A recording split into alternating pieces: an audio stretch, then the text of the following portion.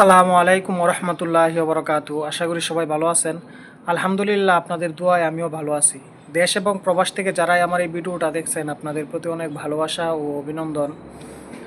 অবশ্যই বর্তমান সময়ে আপনারা একটা প্রশ্ন করতেছে যে ভাই, 18,000 কর্মী যারা নাকি মালয়েশিয়াতে আসতে পারে নাই 2023 সালে সব কিছু পাওয়ার পরেও, এখন নাকি যে বুয়েসেলের মাধ্যমে 2 ভাগে সে কর্মীগুলো আনবে।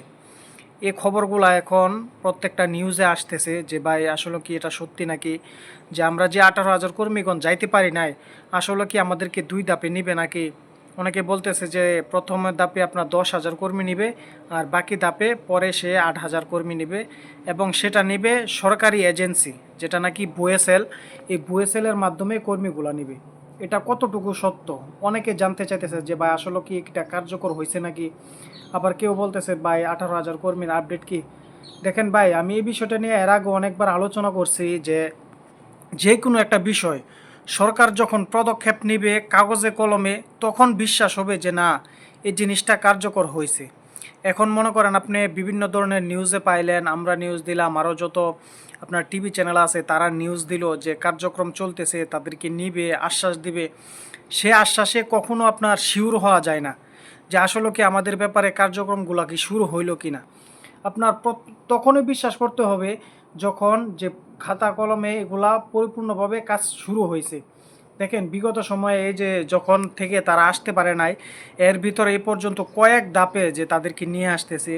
এই যে 18,000 কর্মী তাদের যে তাদেরকে রিপ্লেসমেন্ট বিষয় নিবে, তারপর তাদেরকে মনে করেন যে তাদের যাচাই বাছাই প্রক্রিয়া চলতেছে, এমন বিভিন্ন ধরনের নিউজ আসছে। নিউজ আমরাও দিচ্ছি, আরও যত বিভিন্ন বিভিন্ন ধরনের টিভি চ্যানেল আছে তারাও দিছে।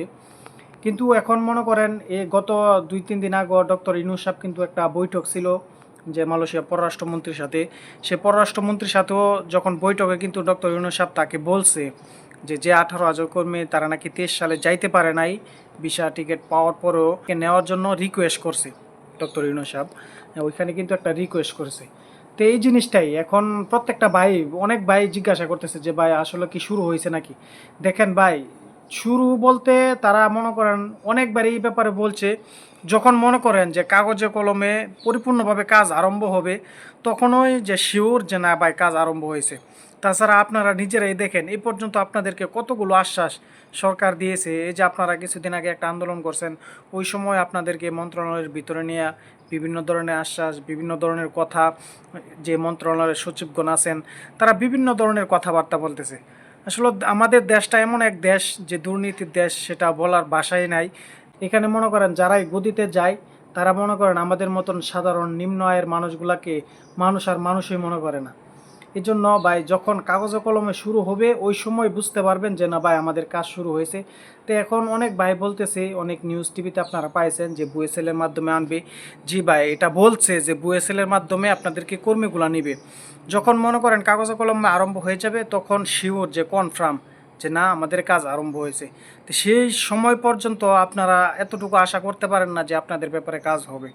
এটা একমাত্র সরকার যদি চায়। এই যে গত কিছুদিন আগে যখন প্রধান উপদেষ্টা ডক্টর ইউনূস সাহেব তাকে রিকোয়েস্ট করছে, এখন যদি মনে করেন এটা সরকার চায়, এদেশের সরকার আমাদের বাংলাদেশের সরকার, দুই দেশ সরকার যখন পরিপূর্ণভাবে চাইবে যে না 18,000 কর্মী আসতে পারে নাই, তাদের ব্যাপারে রিকোয়েস্ট করছে তাদেরকে আনি, তাহলেই আপনারা আসতে পারবেন। তাছাড়া এইভাবে মনে করেন 2 দিন 1 দিন পরে পরে আপনারা আন্দোলন করবেন, এরপরে বড় বড় নিউজ টিভি কিছুদিন পরে পরে আপনাদের নিয়ে একটা সংবাদ করবে, আমরা নিজেরা সংবাদ করব, এতে করে আপনাদের কিছুই হবে না।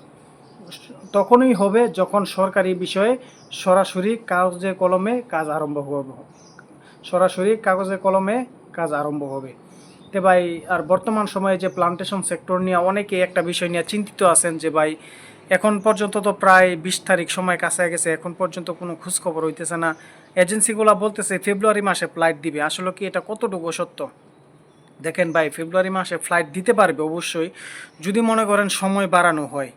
সময় যদি 100% শিওর বাড়ানো হয় তাহলে অবশ্যই আপনারা আসতে পারবেন। আর এটা মন্ত্রণালয় থেকে ঘোষণা আসবেই যে সময় বাড়ানো হয়েছে। আর আমি গত ভিডিওতে আপনাদেরকে বলছি যারা নাকি এখনও যেহেতু বুয়েসেল মেডিকেল করাইতেছে, আশা করা যায় সময় বাড়ানো হবে। তো এখন পর্যন্ত সময় বাড়ানোর ব্যাপারে সরকার কোনো পদক্ষেপ নেয় নাই। যদি পদক্ষেপ নেয় ইনশাল্লাহ জানতে পারবেন।